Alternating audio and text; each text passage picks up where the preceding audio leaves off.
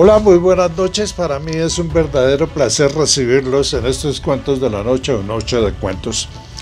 Habíamos dicho que de pronto en este programa seguíamos con el tema de vida después de la vida o vida después de la muerte. Estamos esperando pendientes de una entrevista muy importante. El programa completo va con cuentos, pero hay un cuento muy especial dedicado a una experiencia de vida después de la muerte. Me mandaron este regalito, una colección de DVDs que contiene una película o una serie de películas muy importantes. Yo digo Star Wars y Viviana me dice que no diga así, que se pronuncia Star Wars. Como sea, no importa. Ese agradecimiento para quien me envía esto es a Romantic Boutique, muy gentil. En esta lejanía pues lo vamos a disfrutar muchísimo en esas noches de tormenta que ha habido últimamente, con unos ventarrones que parecen huracanes y como si aullaran en los árboles los fantasmas. Horrible, créanme, horrible. Hasta el gato Michipupu sale corriendo. Por ahí leí que hay que narrar cuentos y escuchar cuentos en jóvenes, niños, viejos, produce una cosa que se llama oxitocina. Yo no tengo ni idea para qué sirve eso, pero dice que es muy bueno. Entonces, si es así, vamos con los cuentos. El primer cuento tiene que ver con una visita muy especial.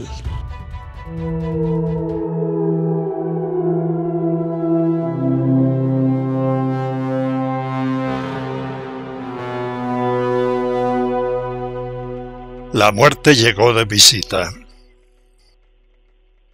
Ocurrió hacia mediados del año 2020, en un apartamento ubicado en un quinto piso de un edificio de la ciudad de Medellín.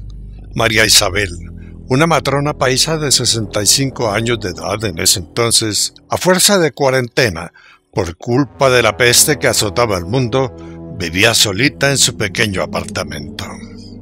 La comida la enviaba su único hijo con un mensajero, y ella, por precaución y miedo a la enfermedad, después de rociarla con mucho alcohol, la dejaba secándose encima de la mesa de comedor. En general, el día lo pasaba viendo televisión, hablando con sus amistades vía celular y haciendo algunos tejidos de crochet. Un día cualquiera del mes de agosto de ese año, a las 8 de la mañana, luego de perezas en la cama, pues no tenía mucho oficio, se levantó y fue hacia la cocina, pensando en prepararse un cafecito. Luego de cruzar por el pequeño pasillo que de su habitación conducía a la sala, el comedor y la cocina, sorprendida, aterrada y asustada, al mirar hacia la sala, vio una mujer vestida de negro y arropada con una capa, apoyando su cabeza en un cojín y de espaldas. Una mujer que dormía en el sofá. En ese momento, se dio cuenta también del intenso frío que hacía en la sala. Asustada miró la puerta para ver si alguien la había violentado, y allí observó que las varillas de seguridad interna estaban en su puesto, y que con ellas era imposible que alguien hubiera entrado por la puerta. Luego miró las ventanas que daban a la calle y estaban cerradas, con las cortinas de velo corridas. Entonces, cuando ya iba a preguntar, la mujer de negro se sentó en el sofá y miró a María Isabel. Tenía el rostro de una mujer muy bonita, pero estaba muy pálida y era carichupada. Su rostro era muy flaco y en él alcanzó a ver muy disuelto algo parecido a una calavera. Los ojos de la mujer lucían muy cansados. Mirando a María Isabel, la mujer extraña le sonrió. Fue una mueca suave que apenas se bosquejó por encima de algo parecido a una calavera. Luego, la mujer de negro, con sus manos huesudas y muy blancas, se arregló un largo pelo negro que le caía hasta los hombros. Acto seguido, sin quitarle la mirada a María Isabel, se levantó. El vestido y la larga capa de color negro escondían su cuerpo. Entonces la mujer miró hacia la ventana y comenzó a flotar. Luego se dirigió velozmente hacia ella, y antes de tocar la ventana se hizo como un humo negro y desapareció. La sala quedó muy fría. Restregándose los ojos, como para asegurarse que no había sido una alucinación, María Isabel fue hacia el sofá, y allí los cojines se marcaban como cuando una persona se sienta o se acuesta. Entonces percibió un olor no muy fuerte. El ambiente tenía el aroma de los ratones muertos. Un rato después de revisar y mirar aquí y allá, el frío y el olor al ratón muerto desaparecieron. Entonces fue cuando María Isabel, por primera vez, sintió susto. Un miedo retardado que le hacía temblar las manos. Y así, toda tembleque llamó a su hijo y le contó lo que le había pasado. El hijo solo contestó: «Ay, mamá, a vos el encierro sí te está enloqueciendo». Con los días, María Isabel pensó en la mujer de negro que se acostó en el sofá. Pobrecita, debe estar cansada con tanto muerto que hay, y yo no le ofrecí ni un cafecito. En ese momento, lo que no sabía María Isabel es que la señora de negro volvería a visitarla. La muerte llegó de visita y solo faltó que la señora le ofreciera chocolatico o cafecito con barbita. Una visita extraña, un cuento por allá de la tierra paisa. Bueno, y sigamos con los cuentos. ¿Vida después de la muerte o vida después de la vida?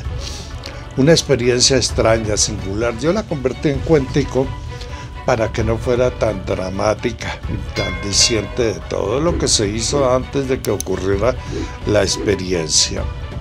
Vamos a ver, o vamos a escuchar el cuento de La pared de vidrio.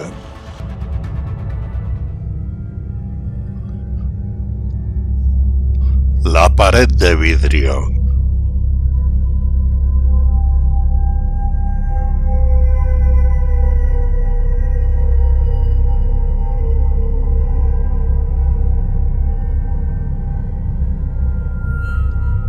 En la prisión, los guardias estaban admirados. Don Germán, alias el carnicero, del que sus mismos compañeros decían que era más malo que Caín borracho, era el mejor preso de la institución. Y ninguno podía creer las historias horrorosas que se contaban de él. Germán, decían los mismos guardias, era un ángel. Los presos que lo conocieron, con su actitud amenazadora, fiera y desafiante, tampoco lo podían creer. No entendían cómo el más violento de todos los violentos era ahora como un corderito. Un hombre sumiso que ayudaba a todos, que lo mismo atendía al más poderoso que al más humilde de los reos en la prisión. Hacía mandados, curaciones, alimentaba a los desvalidos, consolaba y daba ánimo a los angustiados. El carnicero era todo un caballero de ademanes corteses, y de su antigua boca sucia y mal hablada solo salían palabras como por favor, gracias, muy amable y Dios lo bendiga. Un día cualquiera, en una reunión cotidiana con el psicoanalista de la prisión, donde los asistentes exponían sus casos, alguien le preguntó a Germán que por qué había cambiado tanto, y Germán contestó: cambié porque me morí y volví a vivir, porque estuve en el infierno y me permitieron volver. Todos quedaron con la boca abierta. Entonces, asusado, animado por sus compañeros presos, los que sentían mucha curiosidad, le preguntaron sobre su cambio. Germán accedió y contó lo que le pasó. Eso fue hace años. Con mi tropa habíamos preparado el ataque a un banco. un banco que sabíamos tenía gran cantidad de lana en su bodega. Ese día todo salió como habíamos planeado. Todos estábamos encapuchados. Recogimos el dinero amenazando a los presentes y al salir, una señora que seguro se dio cuenta de lo que pasaba en el banco, sacó su revólver y cuando yo fui a dispararle, ella me ganó. Me pegó un tiro en el estómago. A mí, en tanta pelea y en tantos años de fechoría, nunca me habían pegado un tiro y yo pensaba en ese entonces que estaba protegido. Pero mentiras. El caso es que cuando la mujer me disparó, yo sentí como un quemón en la barriga, un quemón horrible que me inundó todo el vientre y el pecho. Yo creo que la señora esa me pegó con una bala dun-dun, las mismas que yo usaba en mis fechorías y con las que había hecho tanto mal. Nota: bala dun-dun, bala expansiva, proyectil diseñado para expandirse en el impacto. Sigamos. Cuando la bala penetró, yo caí al suelo, y de ese momento no me acuerdo mucho.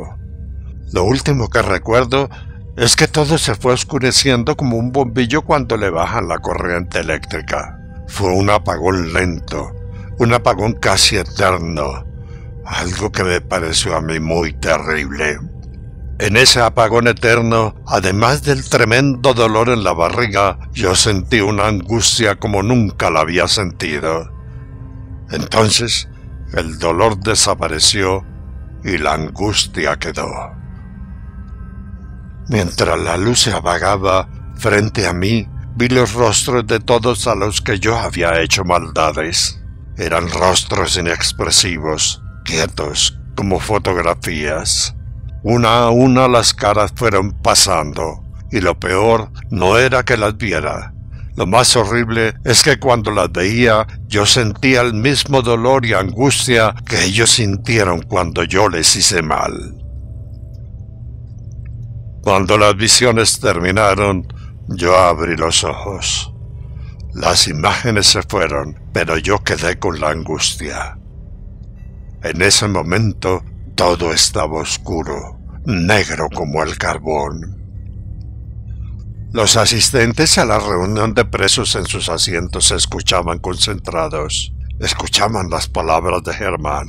El psicólogo, el psicoanalista, tomaba notas. Germán siguió. Yo me acuerdo clarito que estaba con mi angustia horrible en medio de la oscuridad. Y entonces, con los brazos levantados para ver si tocaba una pared o algo, me moví de aquí para allá y de allá para acá. Pero no había nada. No había calor, frío, viento, sonidos. Nada de nada, solo oscuridad. Entonces la angustia pasó y fue reemplazada por una sensación de soledad más terrible que la angustia que había sentido. Estaba solo. Totalmente solo, y esa soledad era punzante como un puñal.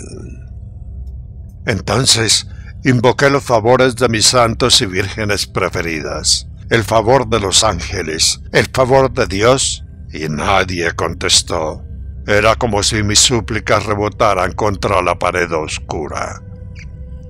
Al decir esto, Germán agachó la cabeza y quedó como derrotado en su silla.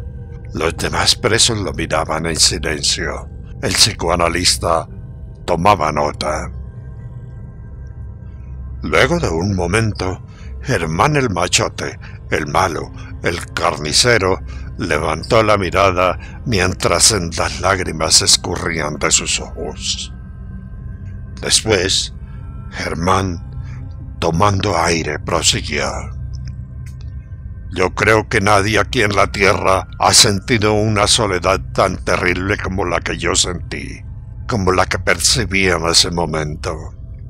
Entonces caí de rodillas y quería llorar, pero no podía. Quería gritar, pero tampoco. No podía hacer nada, nada que aliviara mi dolor.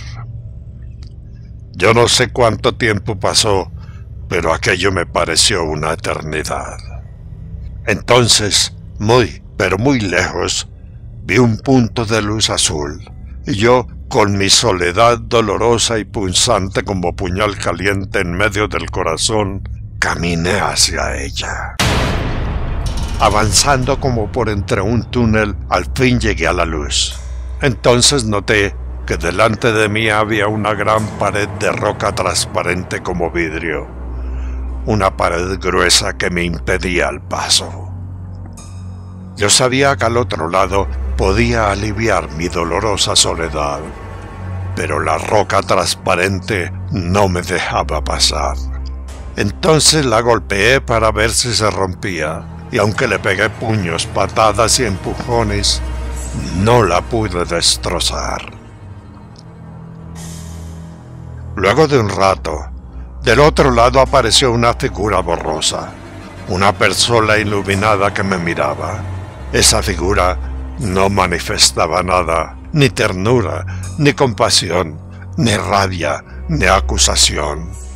El rostro era inexpresivo como el de una estatua. Yo traté de gritar para pedirle ayuda. Traté de suplicar, pero no podía.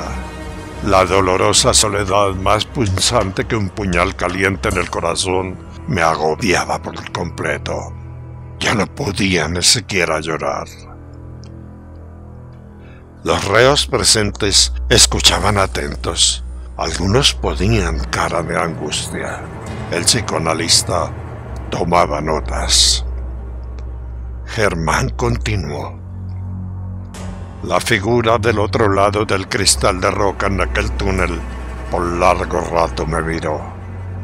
Luego, como pensando, se llevó una mano a la boca y me miró fijamente con sus ojos brillantes. Entonces me señaló con un dedo, y al momento de hacerlo, nuevamente vi imágenes en mi cabeza. Los rostros de personas a las que había ayudado en mi vida, y entre ellos estaba la cara de Susanita, una niña huérfana a la que yo alguna vez había recogido y había apadrinado, regalándole cada vez que podía, a ella y a la familia que la había adoptado, un dinero y otras cosas.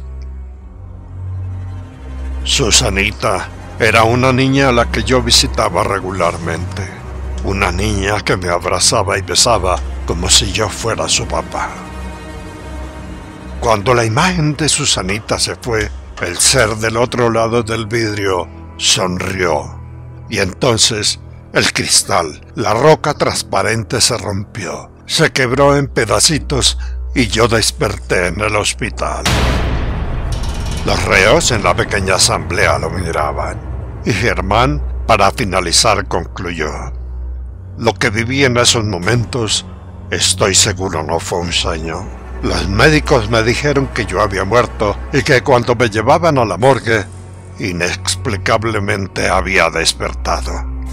Sí, señores, yo me morí. Fui al infierno y de allá me permitieron volver. Me dieron oportunidad de cambiar.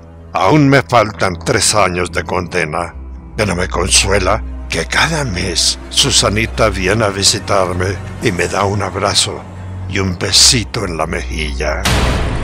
Luego, Germán finalizó: humildad, humildad. Ese es el secreto. El psicoanalista tomaba notas.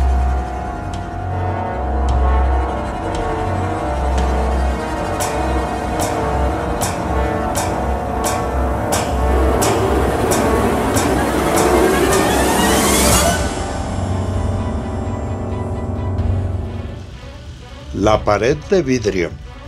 El protagonista aprendió aparentemente la lección. Nunca lo dijo, pero su comportamiento en la prisión así lo revelaba. Humildad, humildad, humildad. ¿Será que lo perdonaron? ¿Será que sí puede pum pum subir? No se sabe. El caso es que lo devolvieron. Alguna probabilidad tiene. Bueno, y vamos ahora con otro cuento de oxitocina. Recojan los pies, apaguen las luces, guarden silencio. Si tienen audífonos, colóquenselos. Las cobijitas, si están en la cama, bien arropaditos. Rosarito.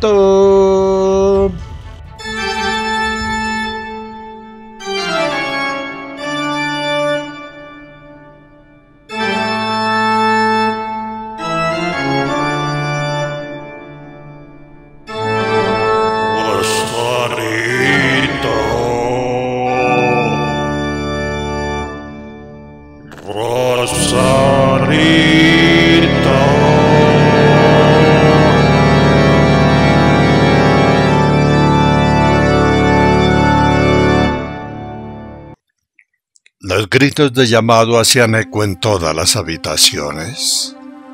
Rosarito,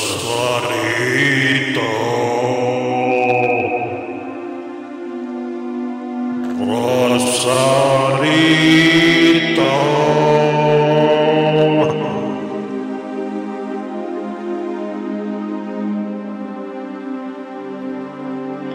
Lupe, una joven bonita, una migrante mexicana solitaria que había huido de su país por causa de unos hombres malos, hombres que querían poseerla. A su llegada a Colombia, como no sabía hacer nada, en una agencia de empleo le ofrecieron un trabajo solitario pero bien pago. En los días de este cuento, Lupe era la cuidandera de una finca con casa moderna a orillas de Villavicencio, en el departamento del Meta, en Colombia. La casona, un año atrás, fue habitada por un malandro al que extraditaron del país. Y de ella, sus jardines lucían secos como cuando sucede un verano largo. Y allí, las aves no cantaban. Rosarito, Rosarito.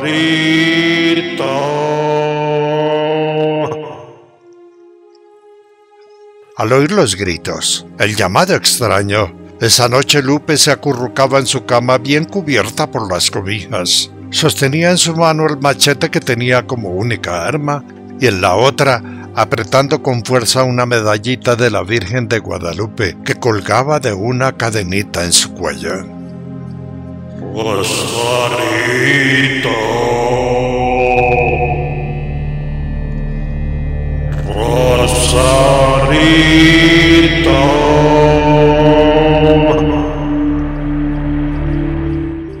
Días atrás, la primera vez que escuchó la voz, cuando recién había llegado a la casona, ella, al oír los llamados, salió de la habitación a ver quién era, pero no vio nada.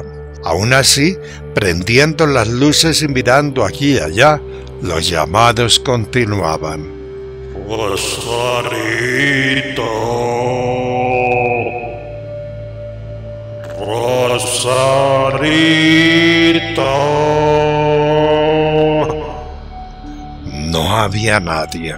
Entonces vio una sombra vaporosa que caminaba por la amplia sala comedor.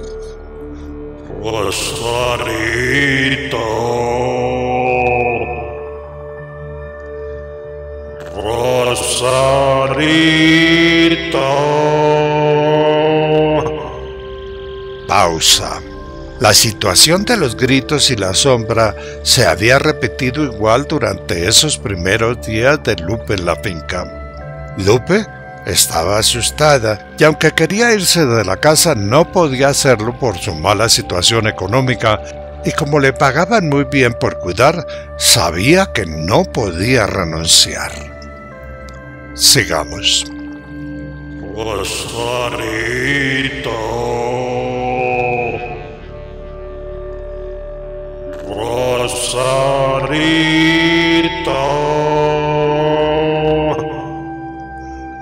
La noche en que comenzó esta historia, Lupe, cuando escuchó el llamado, acostada en su cama y aburrida porque los gritos siempre la despertaban a medianoche o en horas de la madrugada, tomando aire, contestó: ¿Qué? ¿Qué quiere? Los llamados aumentaron mientras a cada paso se escuchaban cada vez más cerca. Rosarito,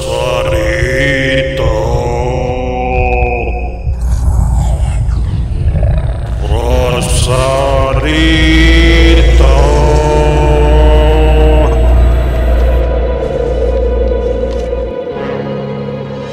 La puerta del cuarto se abrió y en ella apareció un humo negro, espeso y vaporoso que semejaba la figura de un hombre alto, un hombre que tenía los ojos rojos como fuego.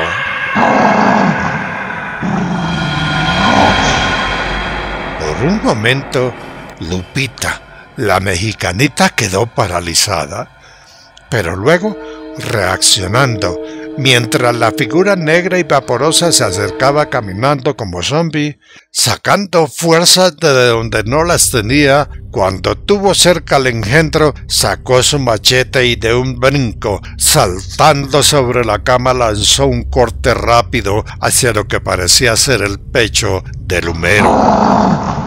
Del hombre humo con cuerpo humano y vaporoso, de ojos rojos como fuego.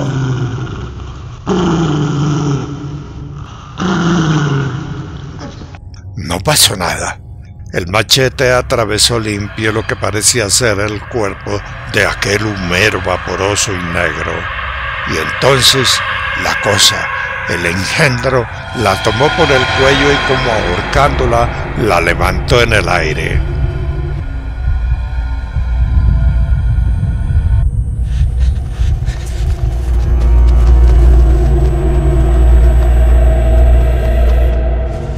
Entonces Lupe, arrancando la cadenita que tenía la medallita de la guadalupana, la metió en lo que parecía ser la boca de la alimaña inmunda. Un gruñido se escuchó. La negrura repugnante la soltó y luego escupió con mucha fuerza hacia arriba. La medallita quedó incrustada en el techo de la habitación. Luego, la inmundicia inmunda salió del cuarto repitiendo: Rosarito,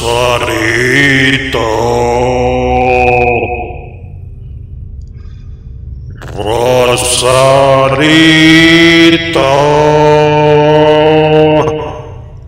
Después, sentada en su cama, con machete en mano, la Lupita esperó el amanecer. Rosarito, Rosarito.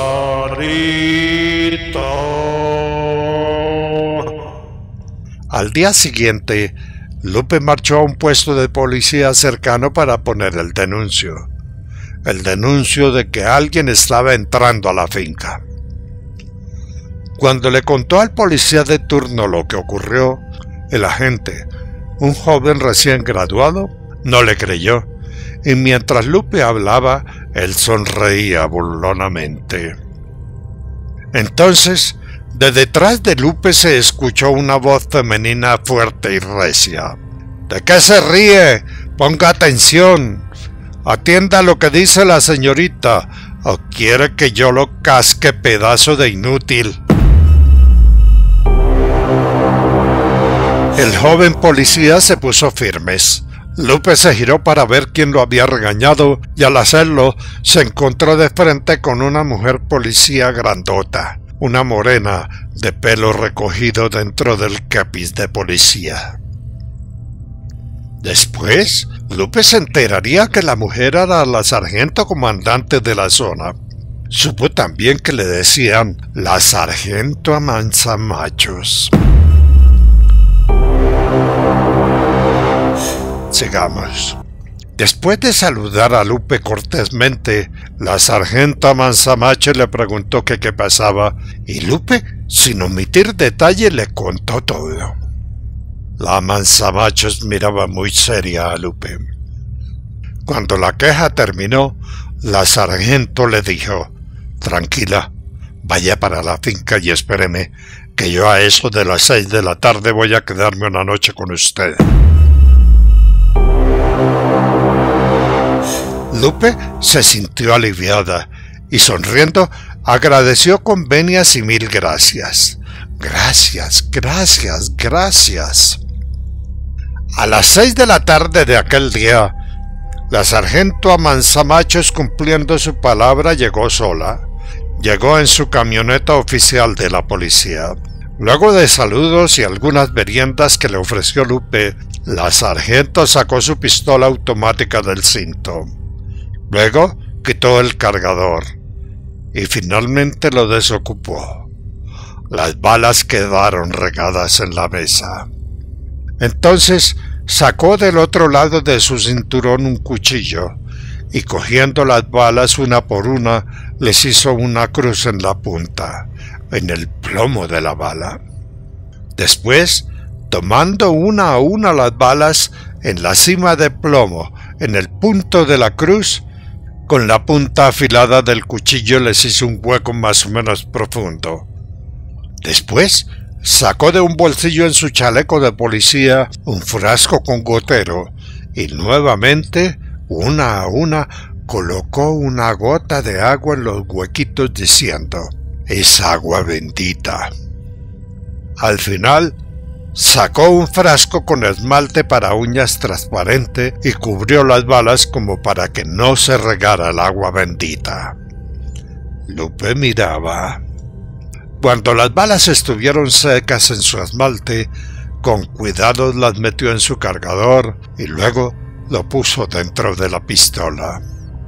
Hecho esto, con la pistola encima de la mesa, de otro bolsillo en el interior de su chaleco sacó como una varillita dorada de unos 20 centímetros de largo. Una varillita dorada en cuya punta había algo parecido a un cuarzo. Lupe miraba. Acto seguido, lavó con gotas de agua bendita la varillita y volvió a guardarla en su chaleco. A las 9 de la noche, después de una larga charla, la sargento Amansamachos y Lupe fueron a la habitación, y allí esperaron en silencio. Estaban alumbradas solo con la luz de una lámpara que había sobre la mesita de noche. 10, 11, 12 de la noche. 1, 2 de la madrugada y nada. Lupe dormitaba sentada en la cama. La Amansamachos estaba sentada frente al tocador y esperaba. 2:30 de la madrugada. Rosarito.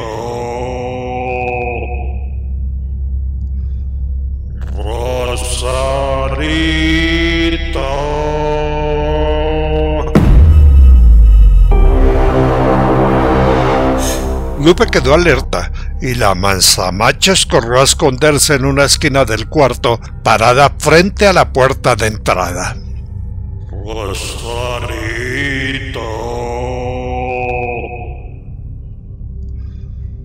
Rosarito.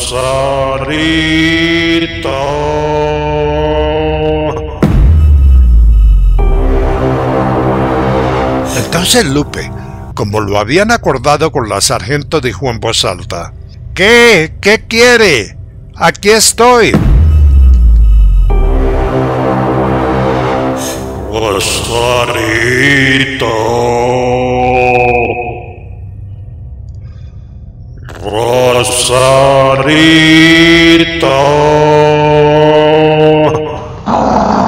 El engendro hecho de humo negro entró en la habitación y con sus ojos miró a la Lupe. Lupe, ante la mirada roja, se puso de pie. Rosarito.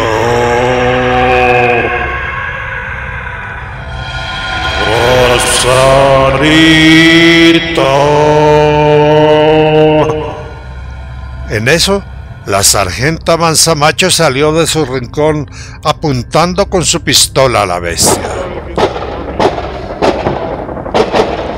El engendro ni se inmutó con la descarga. Entonces, Se giró mirando a la sargento y se dirigió hacia ella. Rosarito,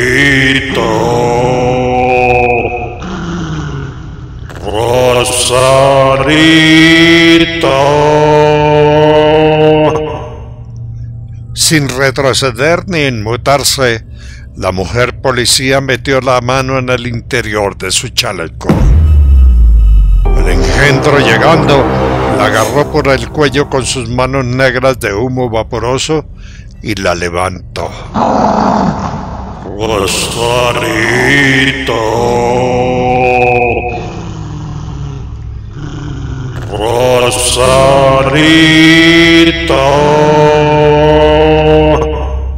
La manzamachos, despegada del suelo, con la mano libre sacó la varilla dorada con un cuarzo en la punta y de un certero golpe la metió en lo que parecía ser el pecho del hombre humo, de la inmundicia inmunda.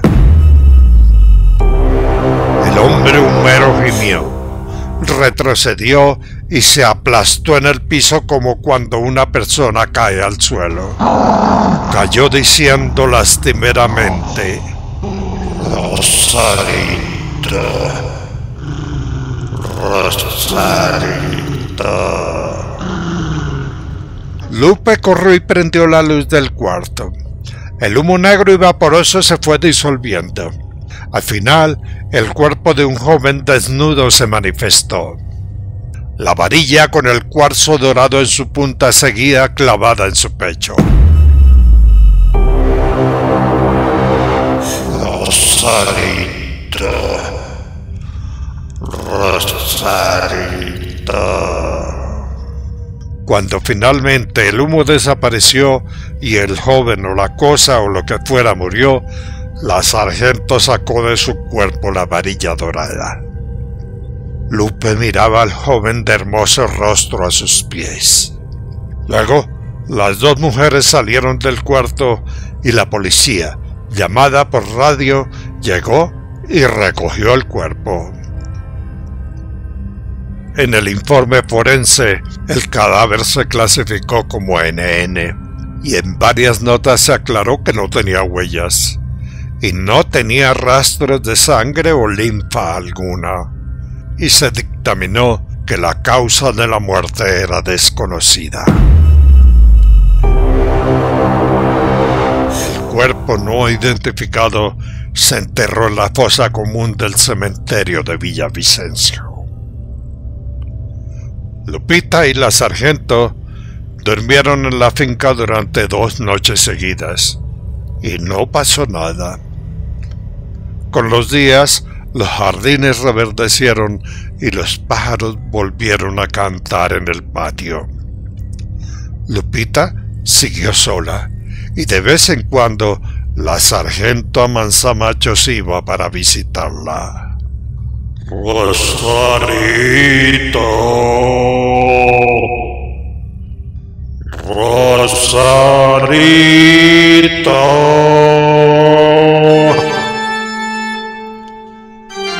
Rosarito, Rosarito.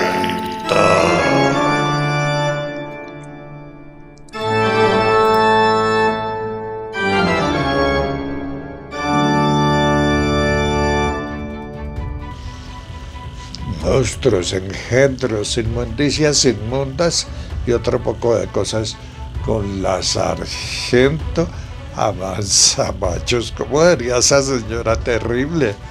Bueno, y hasta aquí llegamos con los cuentos de oxitocina. Esperamos que se hayan entretenido un poco con Viviana. Vamos a continuar produciendo lo mejor de los cuentos o historias de Colombia para llevarlos a ustedes cada semana. Nos vemos el próximo jueves en Cuentos de la Noche. Rosarito.